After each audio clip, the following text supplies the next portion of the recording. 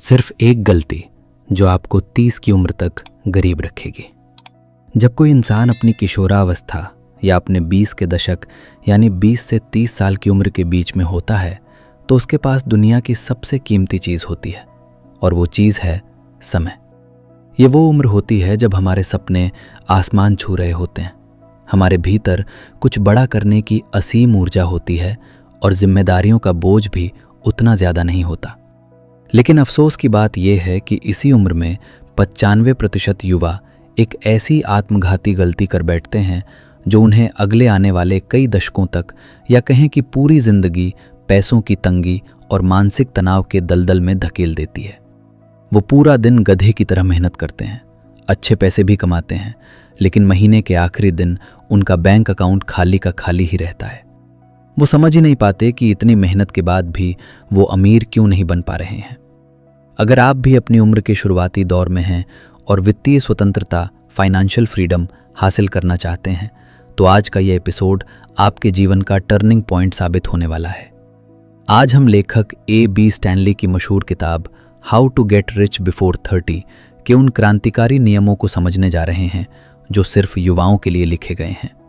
ये किताब हमें बताती है कि कैसे आप उस एक सबसे बड़ी और खतरनाक गलती से बच सकते हैं जो आपको 30 की उम्र तक गरीब बनाए रखेगी। चलिए आज इस किताब का एक एक पन्ना खोलते हैं और अपनी लाइफ के फाइनेंशियल सिस्टम को री इंजीनियर करते हैं। वो एक सबसे बड़ी गलती, अमीर दिखने की चाहत बनाम असल में अमीर होना।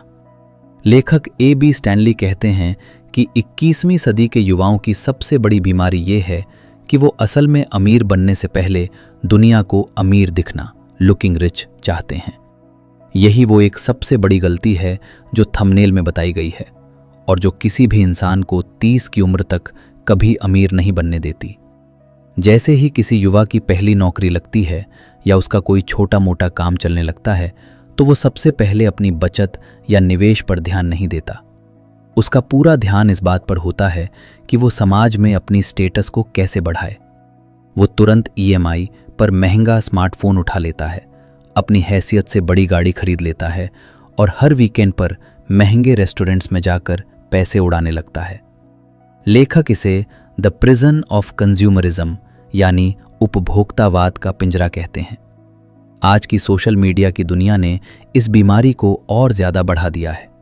लोग इंस्टाग्राम पर दूसरों की महंगी घड़ियों, गाड़ियों और वेकेशंस की तस्वीरें देखते हैं और उनसे तुलना करने के चक्कर में कर्ज के जाल में फंस जाते हैं। लेखक कहते हैं कि आपको ये कड़वा सच समझना होगा कि जो चीज़ें आपको बाहर से अमीर दिखाती हैं वो असल में आपकी जेब से पैसे निकाल रही होती हैं और आपको भीतर से और ज़्यादा गरीब बना रही होती हैं। असली अमीर वो नहीं है जो अपनी पूरी सैलरी महंगी चीज़ों पर फूंक देता है, बल्कि असली अमीर वो है जो अपनी कमाई का एक बड़ा हिस्सा ऐसी जगहों पर लगाता है जहां से उसके लिए और ज़्यादा पैसा पैदा हो सके। दिखावे की इस अंधी दौड़ से आज ही बाहर निकलिए। वित्तीय साक्षरता की कमी, स्कूल की सबसे बड़ी नाकामयाबी। लेखक अपनी किताब में हमारे एजुकेशन सिस्टम पर एक बहुत ही करारा प्रहार करते हैं। वो कहते हैं कि हमें स्कूलों और कॉलेजों में त्रिकोणमिति, इतिहास की तारीखें और विज्ञान के पेचीदा सूत्र तो रटाए जाते हैं, लेकिन हमें कभी ये नहीं सिखाया जाता कि पैसा कैसे काम करता है।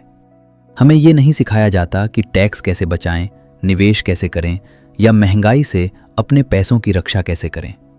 इसी वित्तीय साक्षरता की कमी की वजह से जब एक युवा कॉलेज से बाहर निकलता है तो वो पैसों के मामले में बिल्कुल अबोध बच्चा होता है।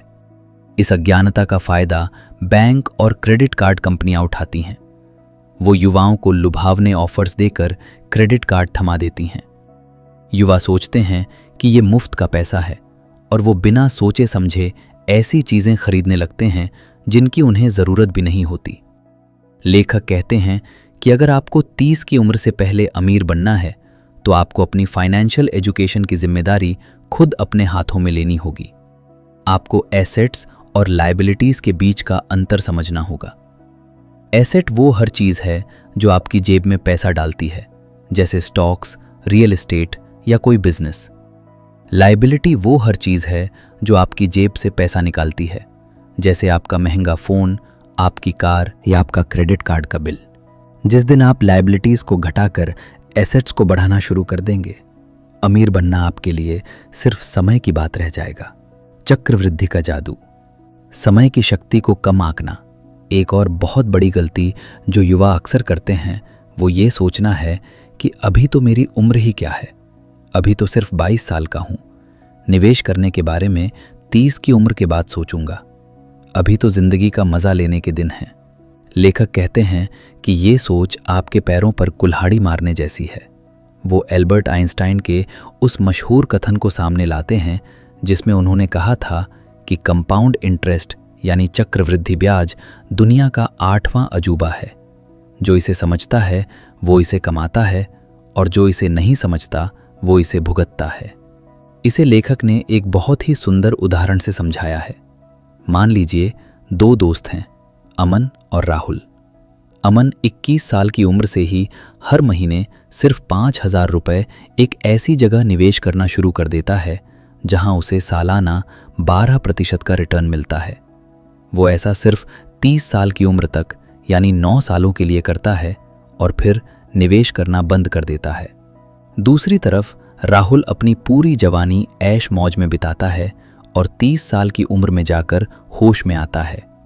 वो 30 साल की उम्र से लेकर 60 साल की उम्र तक यानी पूरे 30 सालों तक हर महीने 5,000 रुपये उसी 12% वाले रिटर्न में निवेश करता है।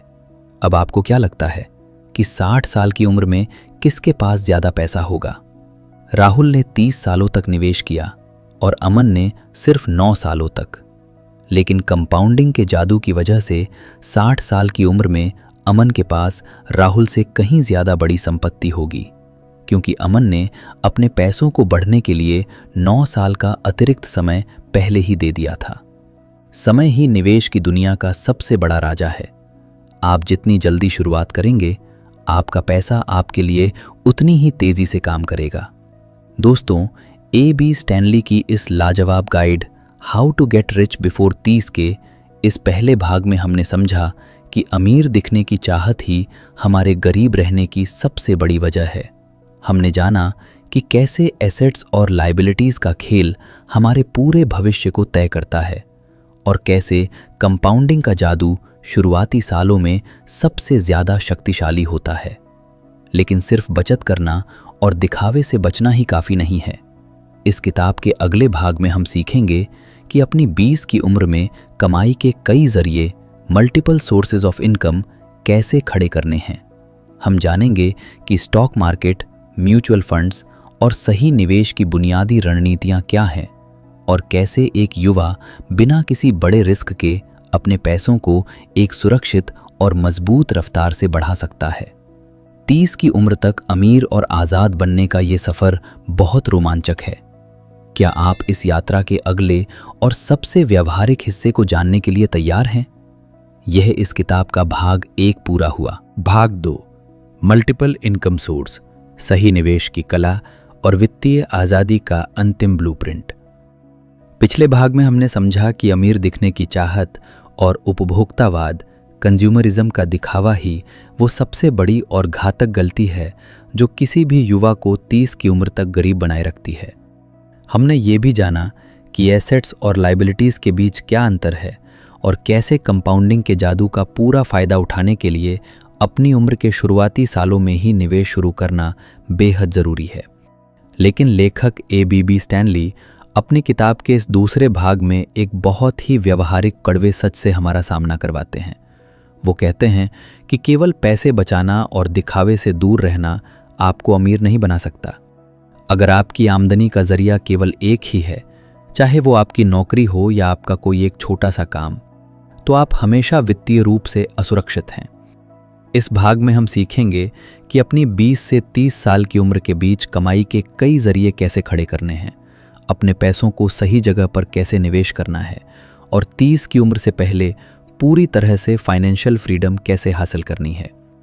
एक आय का जरिया वित्तीय आत्महत्या है। मल्टीपल स्ट्रीम्स ऑफ इनकम की आवश्यकता। लेखक कहते हैं कि आज की इस अनिश्चित और तेजी से बदलती दुनिया में केवल एक नौकरी या केवल एक ही इनकम सोर्स के भरोसे बैठना एक वित्तीय आत्महत्या के समान है। मंदी, कंपनियों में छटनी और नई टेक्नोलॉजी के आने से कोई भी पारंपरिक काम रातों रात खत्म हो सकता है। अगर आपका पूरा जीवन उसी एक सैलरी चेक पर निर्भर करता है तो आप हमेशा अपने बॉस के और अपनी परिस्थितियों के गुलाम बने रहेंगे। आप कभी भी कोई बड़ा रिस्क नहीं ले पाएंगे, क्योंकि आपके दिमाग में हमेशा ये डर रहेगा कि अगर ये नौकरी चली गई तो मेरा घर कैसे चलेगा। 30 की उम्र से पहले अमीर बनने का सबसे पहला और बुनियादी नियम यही है कि आपके पास कमाई के कम से कम 3 से 4 अलग अलग जरिए होने चाहिए। लेखक इसे 2 हिस्सों में बांटते हैं, एक्टिव इनकम और पैसिव इनकम। एक्टिव इनकम वो है जहां आप अपना समय और अपनी फिजिकल मेहनत देते हैं, जैसे आपकी मुख्य नौकरी। पैसिव इनकम वो है जहां आप शुरुआत में एक बार सिस्टम बनाने में अपनी मेहनत लगाते हैं और फिर वो सिस्टम आपके सोते समय भी आपके लिए पैसा पैदा करता रहता है। अपनी 20 की उम्र में अपनी मुख्य नौकरी के साथ साथ किसी साइड हसल पर काम करना शुरू कीजिए। अपनी किसी स्किल का इस्तेमाल करके फ्रीलांसिंग कीजिए, डिजिटल प्रोडक्ट्स बनाइए, कंटेंट क्रिएशन में हाथ आजमाइए या कोई छोटा ऑनलाइन बिजनेस शुरू कीजिए। जब आपके पास कई जगहों से पैसा आने लगता है तो आपका आत्मविश्वास एक अलग ही स्तर पर पहुंच जाता है। निवेश का त्रिकोण, स्टॉक्स, म्यूचुअल फंड्स और खुद पर निवेश। जब युवा थोड़ा बहुत पैसा कमाने लगते हैं और कई जरियों से उनके पास पैसा आने लगता है तो उनका अगला सवाल होता है कि अब इस पैसे को कहाँ रखें। ज़्यादातर लोग अपने पैसों को बैंक के सेविंग्स अकाउंट में छोड़ देते हैं या बहुत से बहुत फिक्स्ड डिपॉजिट FD करा देते हैं। लेखक कहते हैं कि ये भी एक बहुत बड़ी गलती है। भारत जैसी उभरती अर्थव्यवस्थाओं में महंगाई दर, इन्फ्लेशन रेट अक्सर 6% से 7% के आसपास होती है। अगर आपका बैंक आपको सिर्फ 3% या 4% का ब्याज दे रहा है तो असल में आपका पैसा बढ़ नहीं रहा है, बल्कि महंगाई आपके पैसे की वैल्यू को हर साल कम कर रही है। AB स्टैनली अपनी किताब में निवेश का एक बहुत ही सरल इन्वेस्टमेंट ट्रायंगल देते हैं। इसके 3 कोने हैं। पहला कोना है इंडेक्स फंड्स और म्यूचुअल फंड्स। अगर आपको शेयर बाजार की बहुत ज़्यादा समझ नहीं है तो देश की टॉप 50 या 100 कंपनियों के इंडेक्स फंड्स में हर महीने एक निश्चित राशि SIP निवेश करना शुरू कर दीजिए।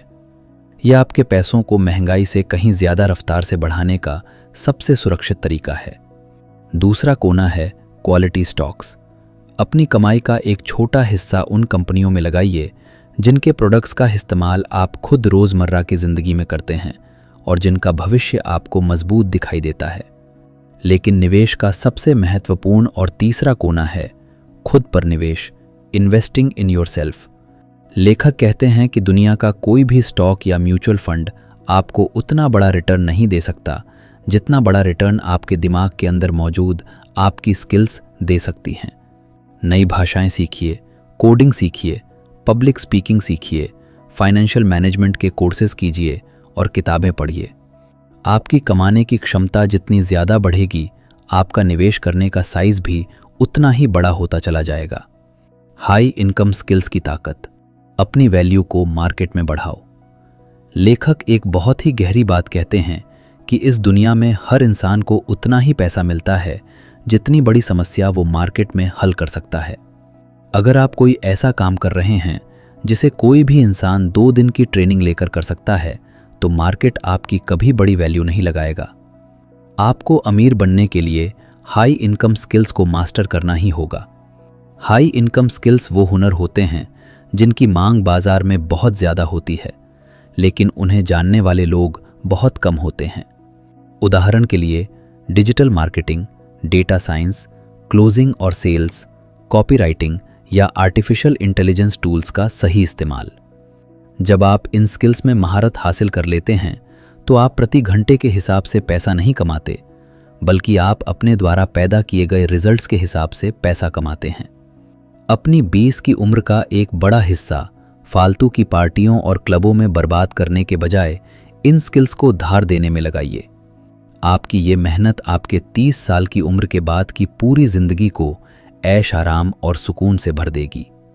निष्कर्ष, 30 की उम्र से पहले वित्तीय आज़ादी का अंतिम ब्लूप्रिंट। किताब how to get rich before 30 के आखिरी पन्नों में लेखक हमें वित्तीय आज़ादी का एक बहुत ही सुंदर और स्पष्ट ब्लूप्रिंट देते हैं।